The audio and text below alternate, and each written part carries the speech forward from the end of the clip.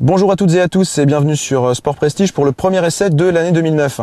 Alors aujourd'hui c'est un choix un petit peu original qui va nous intéresser, un essai un peu particulier puisqu'on va se pencher sur la Cadillac CTS en version V6 3,6 litres, donc le V6 de 311 chevaux qui constitue le haut de gamme de la routière de chez Cadillac, la CTS. Hormis bien sûr le V8 de la CTS-V qui a été présenté il n'y a pas très longtemps. La CTS, c'est vrai, c'est pas vraiment une nouveauté, elle est arrivée chez nous il y a à peu près un an, mais on a voulu en savoir un petit peu plus. Nico, c'est à toi de jouer.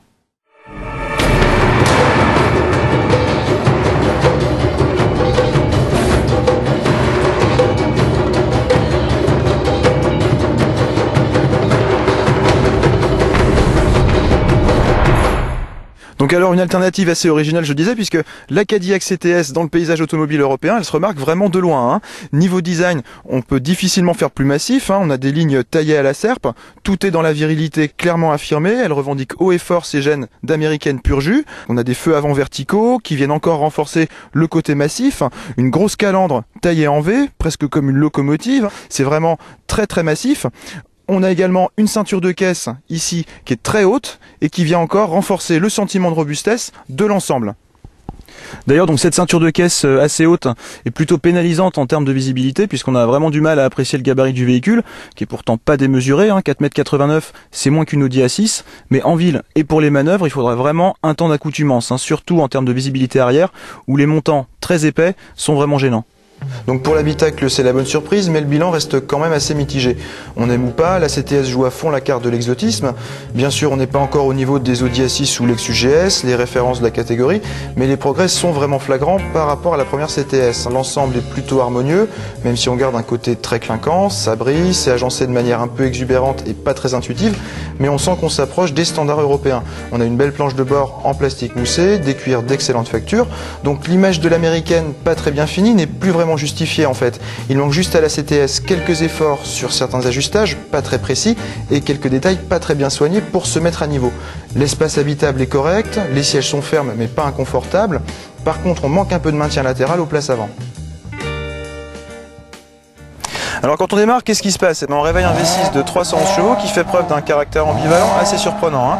À bas régime, on a une élasticité qui lui donne un côté très docile, malgré un couple maximum atteint assez haut, 374 Nm à 5200 tours.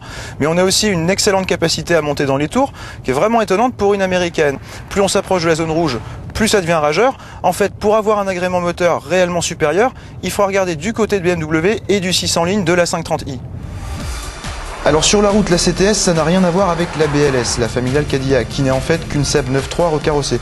Non, la CTS, c'est une plateforme inédite, développée à 100% par Cadillac. On a un châssis stable, très sain, même si on remarque une légère tendance au sous-virage. Elle fait quand même une tonne 8, mais l'agilité est plutôt correcte en conduite dynamique, même si c'est pas sa vocation première. Par contre, on regrettera que l'amortissement soit si ferme dès qu'on quitte l'autoroute. Sur route humide, on aura des pertes de motricité assez fréquentes, ça reste une propulsion, donc mieux vaut se montrer vigilant. L'anti-patinage intervient quand même assez tôt, et le comportement routier est globalement sécurisant, tout en étant suffisamment incisif. On a une direction agréable, bien dosée, et un rayon de braquage assez court. Donc on va terminer sur quelques données chiffrées. Notre version d'essai en V6 3,6 litres Sport Luxury avec en option le démarrage sans clé, les sièges chauffants et le GPS s'élevait à 53 950 €. C'est environ 15% moins cher que ses rivales allemandes Audi A6 et BMW série 5, un tarif plutôt attractif. Par contre un gros bémol portant sur la consommation, malgré l'injection directe on a relevé une moyenne d'environ 13 litres au 100 en parcours mixte. Mais bon, au final, la CTS nous donne vraiment l'image d'une Amérique à la conquête de l'Europe. Une conquête pas désagréable puisque, en plus d'être une routière relativement aboutie, elle dégage un charme certain malgré quelques défauts encore perfectibles.